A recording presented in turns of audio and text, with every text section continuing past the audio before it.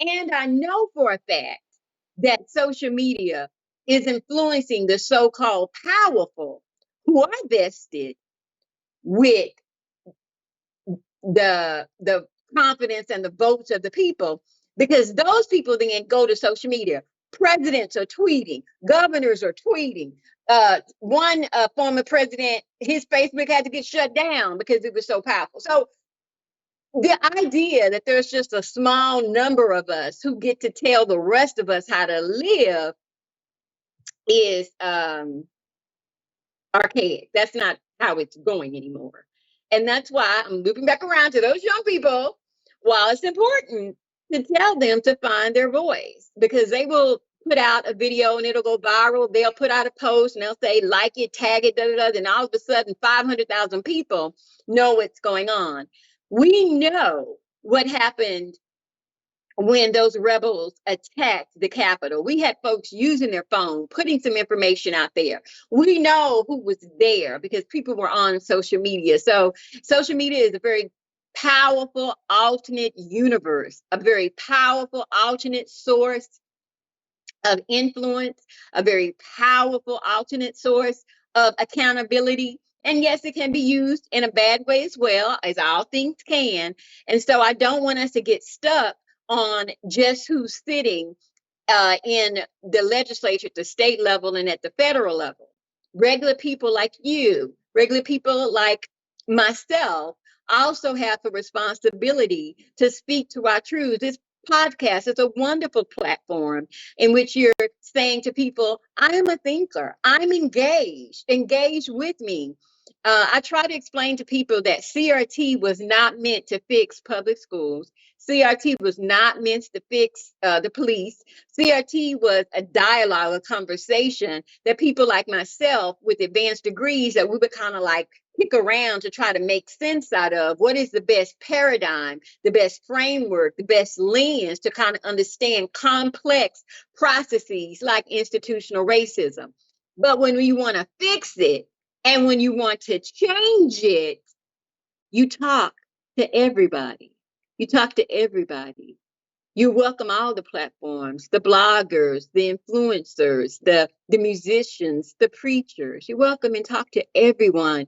And you get an idea of what is the best multi-tiered, multi-intelligent way that we can address this reality and change it. Because there's not one answer with one group of people, because it's a human deficiency that we need to address. And it's bothersome to me, and I would even say grievous, that we have people spending hours and hours and hours going to school board meetings and parents getting upset and CRT, oh my God, woke theory. And I'm like, so you're on the sidelines with a tangent.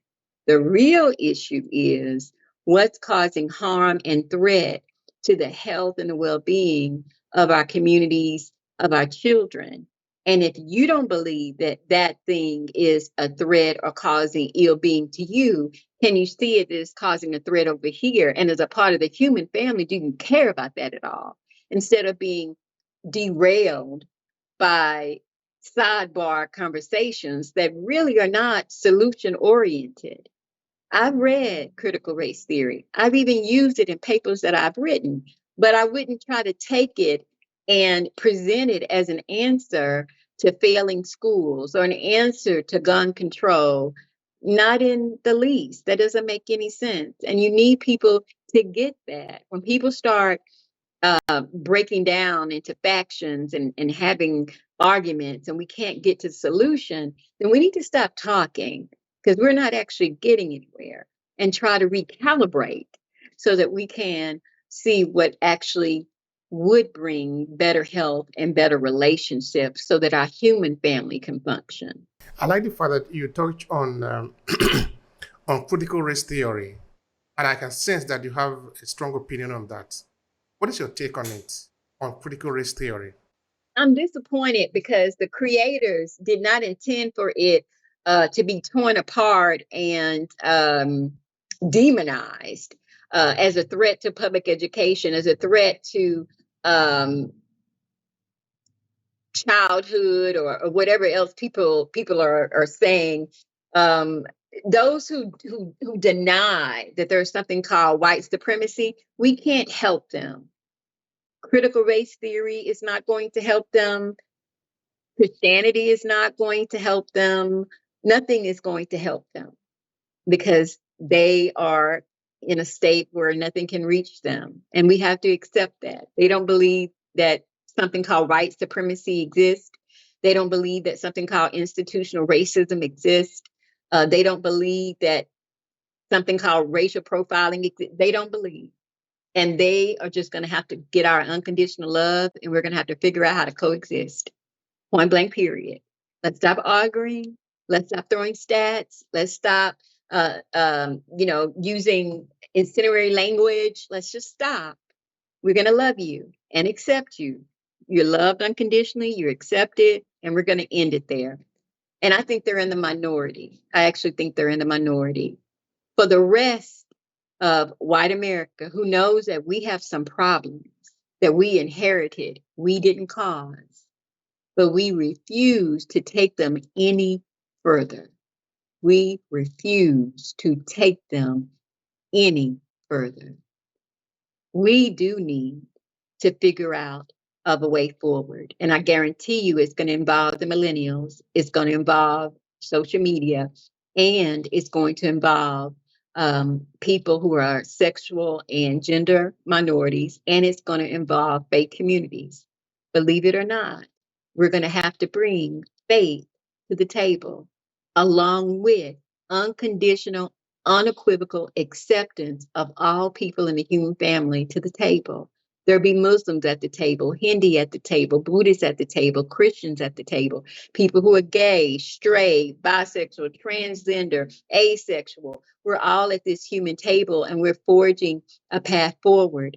And we're going to leave a seat open for the people who are still in denial. Nobody's going to get their seat, and we're not going to punish them. And if they ever decide to stop being in denial about what's happening to the human family that we call the United States of America, they'll join us at the table.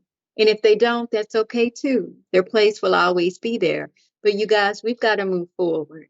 We've got to stop arguing and move forward. Not in some Pollyanna, we're all equal socialist world where everybody has a car and everybody has a 5-bedroom house and everybody.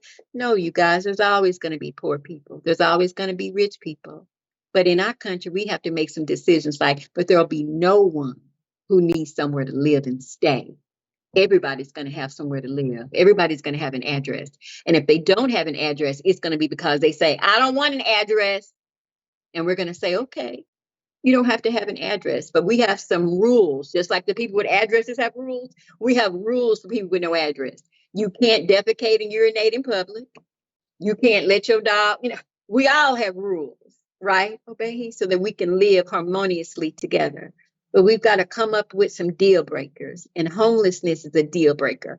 Hunger is a deal breaker. We can't have that. And those of us who want to come to the table and talk about that and not quibble over marginalized, erroneous things like what theory. No, we want to actually solve problems. We are already working on that and we're moving forward. That's interesting.